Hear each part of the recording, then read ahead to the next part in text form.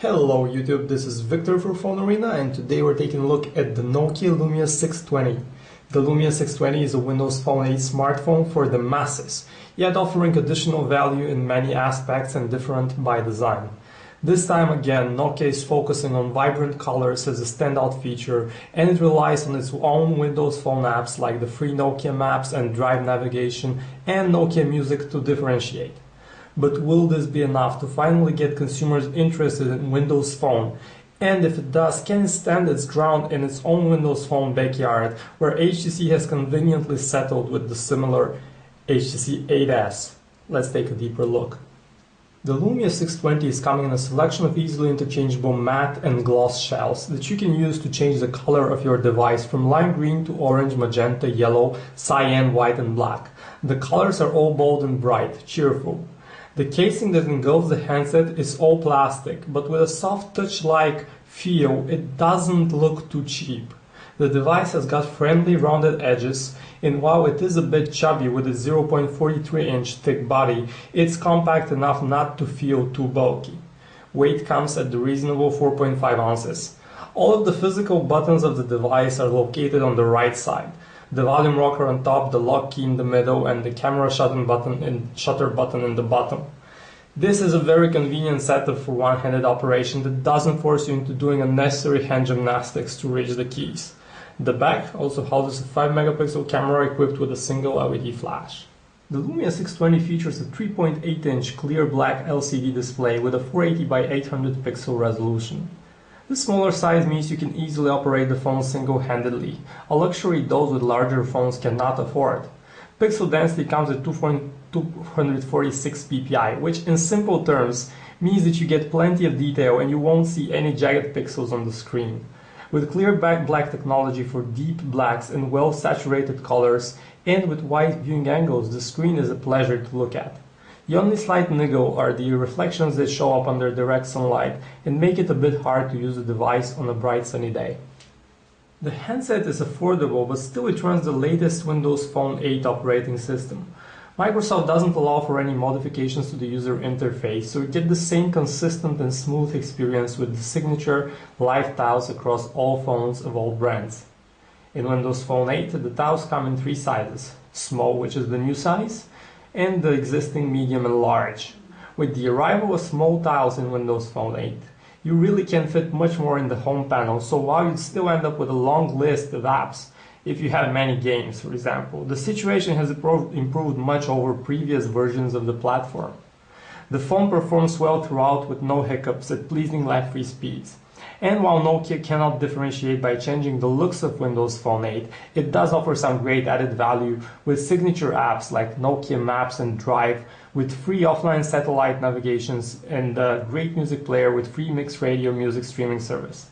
All this comes free, while on other platforms you need to pay for using similar services.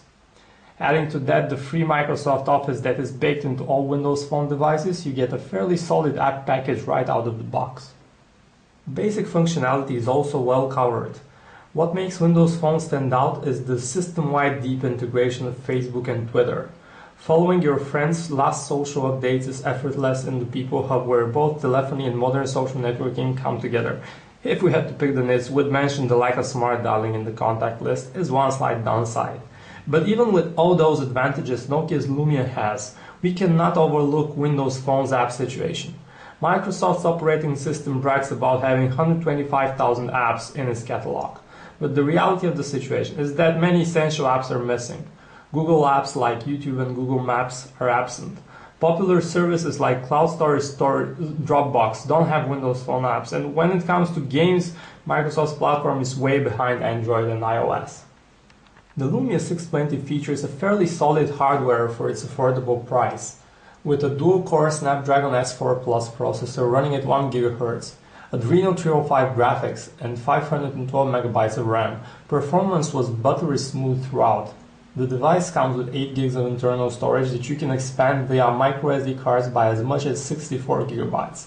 The Windows Phone platform itself is fairly heavy though, taking up nearly 3 GB of space, so you're left with just north of 5 GB of your internal storage for use. And when it comes to connectivity, the Lumia 620 is well equipped with support for 3G with HSPA 21.1 megabits per second, dual band Wi-Fi, Bluetooth 3.0 and GPS.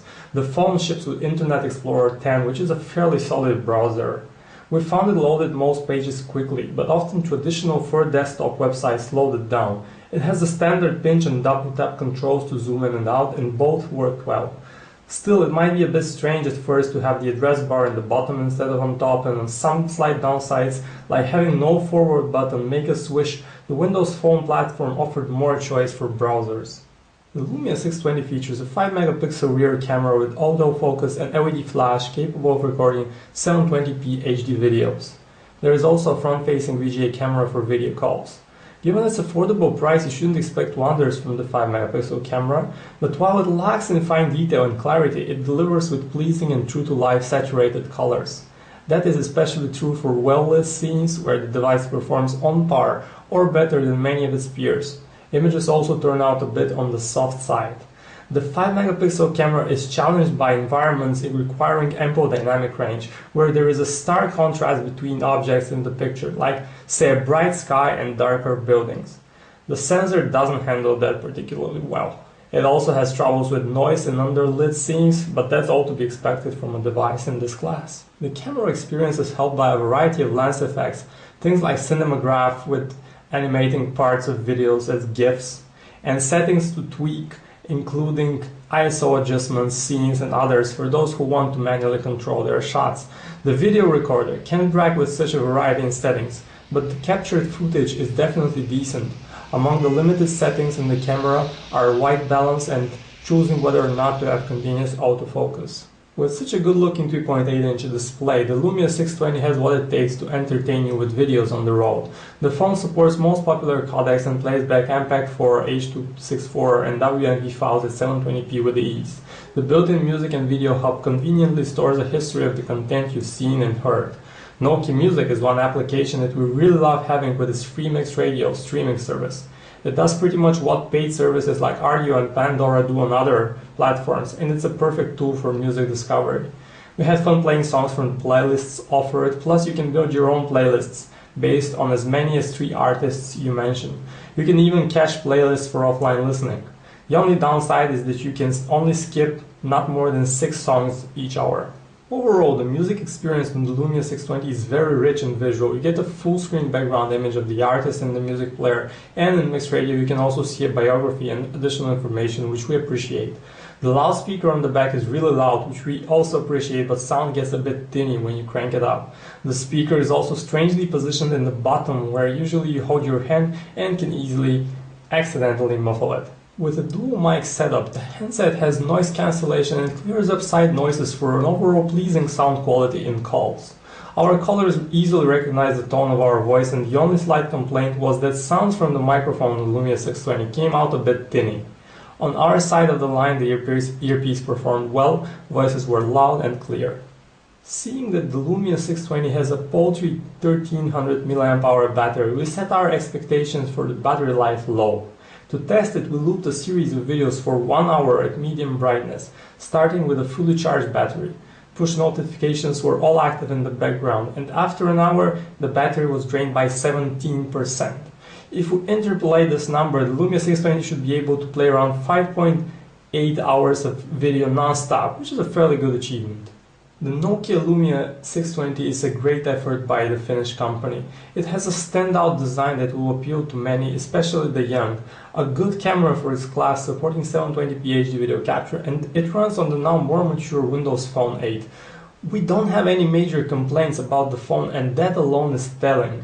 However, as much as we like Nokia's effort in the Lumia 620, it faces competition from some equally capable devices. Even in Nokia's own Windows Phone backyard, HTC was the first to introduce the Windows Phone 8S, a very similar device at the same price that has a well-groomed and thinner body but lacks a front-facing camera. And in Android land, there are the similarly priced Samsung Galaxy S3 Mini, featuring the easily recognizable bevel design and larger screen, and the HTC One V with virtually identical specs but outfitted in the typical industrial HTC looks. Both of them have the rock-solid Android ecosystem as a backbone.